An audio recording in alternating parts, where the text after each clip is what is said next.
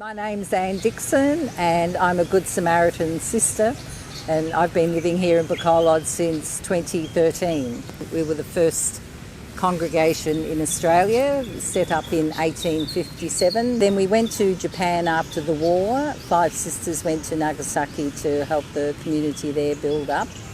And because we're Good Samaritans, we go where the need is, like the parable of the Good Samaritan. We try to live that out. And then the Japanese sisters, about 30 years ago, they saw what Australia did for them, so they wanted to help another country. And they chose the Philippines because they said there's a lot of guilt in Japan around what happened in the war. So 2 Japanese sisters came over and went to Manila and looked around there and went to a number of the islands, and they chose Negros Island because at that time Negros was very, very poor. So they decided to settle here. So that's how we came to be in Bacolod. The parish here in City Heights, even though it's a subdivision with nice homes, there were many squatter areas already setting up in 30 years ago.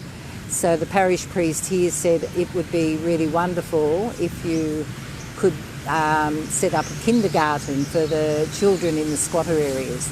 So that's how the Good Samaritan Kinder School started. So that they're 20 years old this year.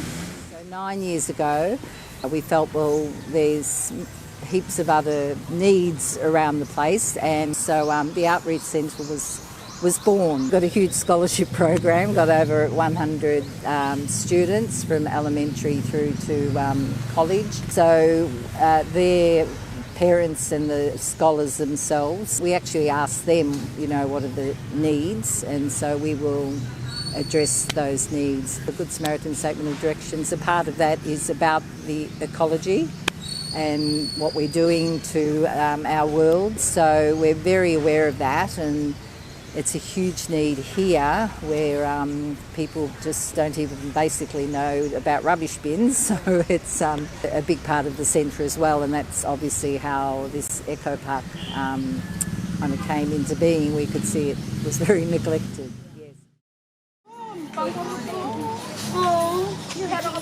I'm Grace. I'm one of the Sisters of the Good Samaritan here, residing in Bacolod City. This park belongs to the Association of the Archie residents, and this was formerly called the Children's Park, but it was abandoned for years. Some people use it for drugs, and some come in and loiter. So the group decided to close up the park.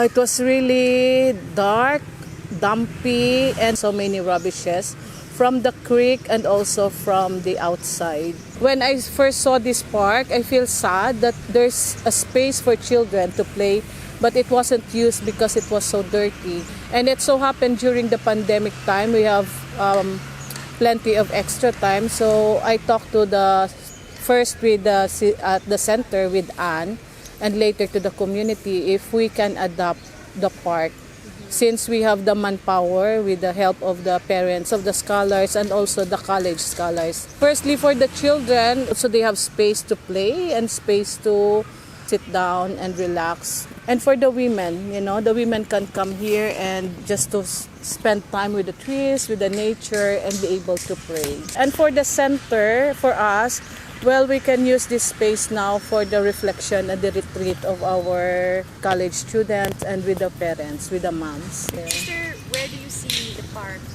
10 years from now? How do you see it? Hopefully it's still maintained. The Good Samaritan, the community here, we will continue to commit. That's our response to the call of Laudato Si. So we will continue to support the park as long as the association will allow us. Good morning, everyone. So my name is Desirie Tiberio. I'm currently working as a guidance associate in a university here in Bacolod.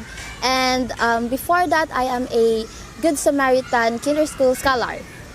So the park project actually started way back early of 2020 during the pandemic.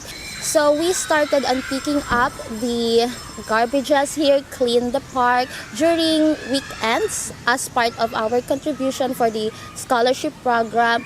And then we found that we could renovate it for future projects of our outreach center. And we saw naman yung creators of hope, and then it's actually Sister Grace who initiated us to participate on it, and together with other scholars we created a plan on having a spiritual hall for the church and for our community, and then it's just expanded into this Project Samaritan. I'm really hoping that this could expand into a larger project that would involve the community. Merong mga bahay na malapit, and then hopefully those people will make use of this park, yung mga vegetable garden.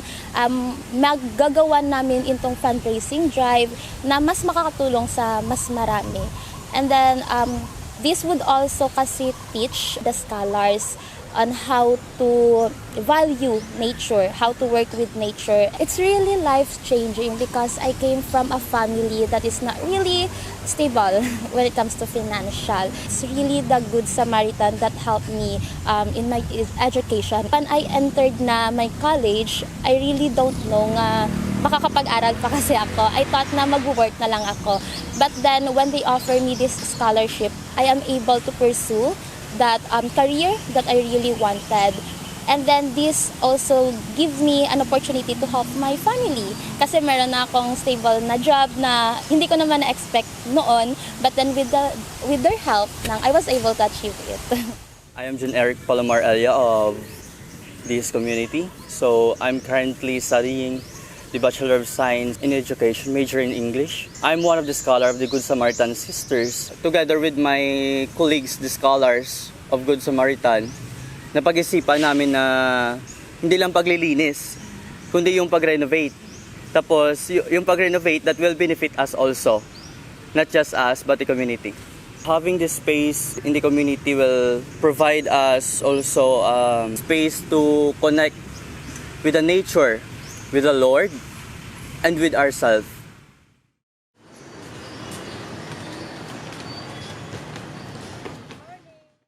Ako gali si Aileen Lanada. Nagsugod kami sa pagsulod ko sila ni sister sa Good Samaritan. Kaya ang akong bata nga daki nasulod sa scholar. Dire na ko nagbulig-bulig sila ni sister.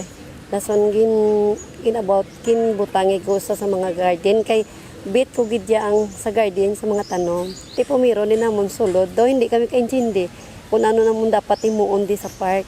Kung sister ano tani pag-ubra sini siya kaya tani ato ni mabuligan tani isa-isa sa aton mga nanay nga scholar kag mga nanay din nga bulig sa mga nanay sa palibot di nagambal gid sila nga ang pagbag-o kuno sa park hindi nila mapati nga amo na mahimo namon di nakadako gid sang impact nga nagambal sila nga kung wala namon kuno digin kinano namon ang park hasta subong kuno amon ni natabo nga wala gid bala ti ang plano gid namon diya nga sa mga nanay madamo pag namon matanom din nga mga about sa mga pagkaon sa mga prutas sa mga utan bala kay para makita man nila nga damo man malaman namon matanom ko sister ako nang hindi ko kaya intindi sa nabatsyag kung nakita kung amo ni kanami isang park kay tiya kami na star lang kami sa squatter sa boulevard kami gi-star ti nakita ginamo nang higko man sa boulevard